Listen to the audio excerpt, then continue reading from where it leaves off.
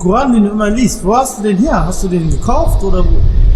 Den habe ich durch die Brüder, die hier in der Mainzer Innenstadt halt verteilt haben, bekommen und dann halt eben da ständig mit mir rumgeschleppt, weil ich habe immer was zum Lesen dabei, ich brauche was zum Lesen, weil letztendlich das Brot, das esse ich morgens und dann habe ich mittags wieder Hunger und wenn ich den Koran lese, dann bin ich satt. Bismillahirrahmanirrahim.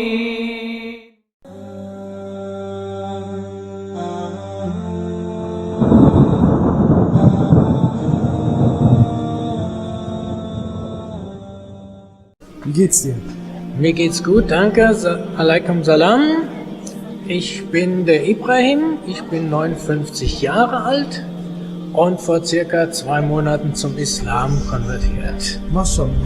Und vorher war ich halt eben, komme ich eigentlich ursprünglich aus der katholischen Kirche, römisch-katholischen Kirche und habe jahrelang in Freikirchen mitgelebt und gearbeitet und habe so meinen Weg einfach zu Gott gefunden und jetzt durch die Brüder und auf der Arbeit und Koran lesen zum Islam gefunden.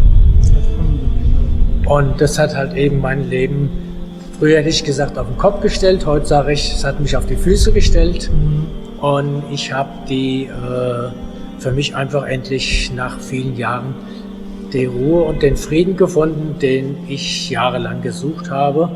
Durch verschiedene Aktionen und Erlebnisse einfach in meinem Leben.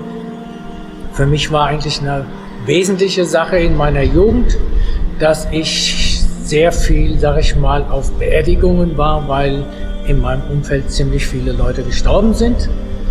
Durch natürliche Tode, Unfälle und sonst was. Und das prägt halt einen und da stellt man sich halt auch die Frage, was ist das Leben, beziehungsweise was bringt einem dieses Leben und wie geht es letztendlich danach weiter? Und diese Fragen hast du dann alle erst richtig später im Islam beantwortet bekommen? Die habe ich dann später durch den Koran beantwortet bekommen, beziehungsweise halt eben im Gebet und auch durch die Brüder. Das ist halt sehr wichtig, dass man da auch den Kontakt zu den Brüdern hat und nicht einfach irgendwo sein eigenes Leben als Einzelgänger halt lebt. Und für mich war es halt eben dann wichtig, dass solche Fragen halt eben wie, sag ich mal, Leben nach dem Tod und Tod an sich klipp und klar da beantwortet sind, weil in Freikirchen gab es eigentlich keine Antworten darauf, weil die Leute sich mit anderen Sachen beschäftigt haben. Was habt ihr denn am meisten gemacht, wenn ich so fragen darf? Wenn es ja eigentlich eine religiöse Kirche war und ihr wenig über Religion geredet habt, was habt ihr da gemacht stattdessen? Gut, wir haben zwar sogenannte christliche Sachen gemacht, aber im Prinzip das Schwerpunkt, sage ich mal, Veränderung des Einzelnen oder Veränderung des einzelnen Christen oder so, war eigentlich nie das Programm, sondern es ging eigentlich nur so um Äußerlichkeiten, Action und die Leute halt einsammeln, aber nicht um Charakterveränderung, sage ich mal. Also nicht um Gott zu dienen, sondern um sich zu treffen, zu reden. Und halt eben irgendwas zu machen, so scheinbar fromme Sachen zu machen. Es waren letztendlich nur Äußerlichkeiten. Und das war halt eben mir zu wenig.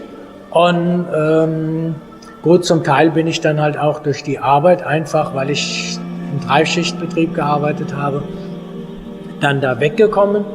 Und das war mir aber auch zu wenig. Und wenn man da Fragen gestellt hat, dann bekam man entweder keine Antwort oder halt eben ganz oberflächliche Antworten.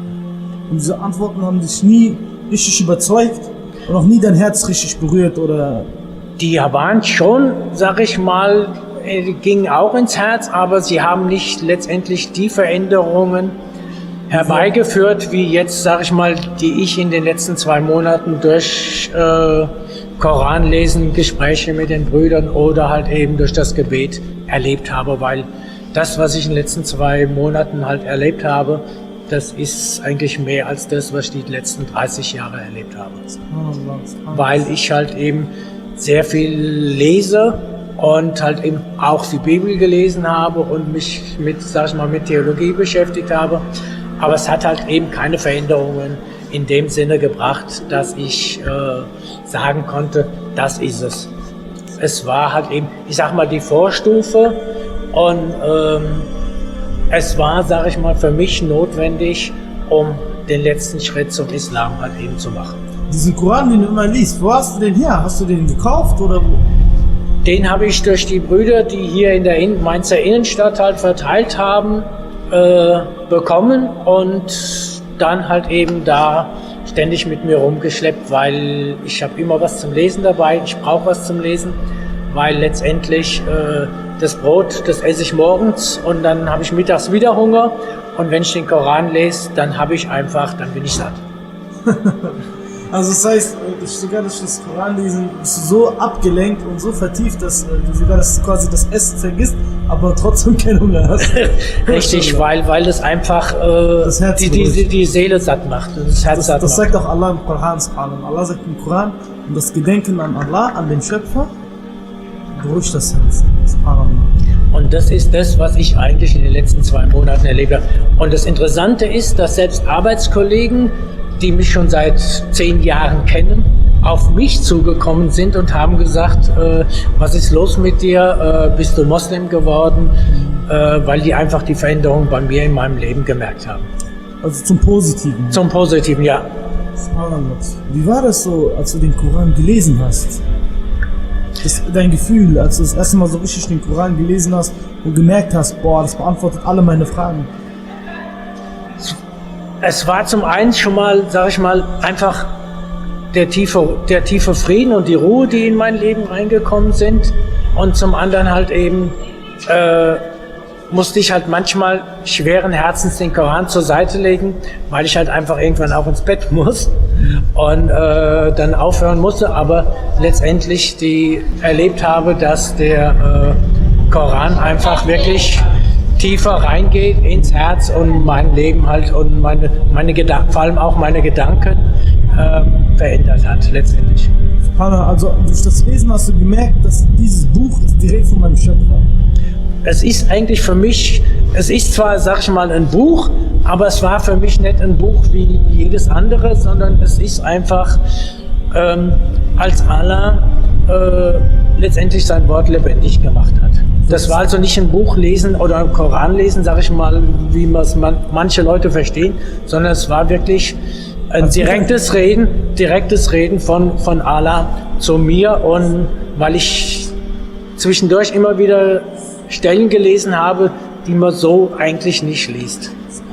Wie viele Bücher hast du gelesen bis jetzt? So in meinem ganzen Leben? In deinem ganzen Leben, sehr ehrlich. Ich schätze mal so um die 5000. Allahu Akbar. Und da gab es kein Buch, das so wie der Koran ist. Richtig. Ich kann mich noch an das erste Buch erinnern, das habe ich mit 13 Jahren gekauft. Das habe ich durchgelesen, sage ich mal, wie andere Leute ihren Comics oder Karl May gelesen haben. Das war das Aktiengesetz. Und das hat Spaß gemacht, aber das war auch alles. Wie haben deine Mitarbeiter reagiert, als sie gehört haben, du bist jetzt Muslim? Ja, die einen waren halt eben sehr verwundert und die anderen haben halt eben gesagt, ich habe mich verändert zum Positiven hin und ich strahle jetzt einfach eine Ruhe aus und ein Licht. Und die sind auf mich zugekommen und ich bin nicht auf die zugekommen.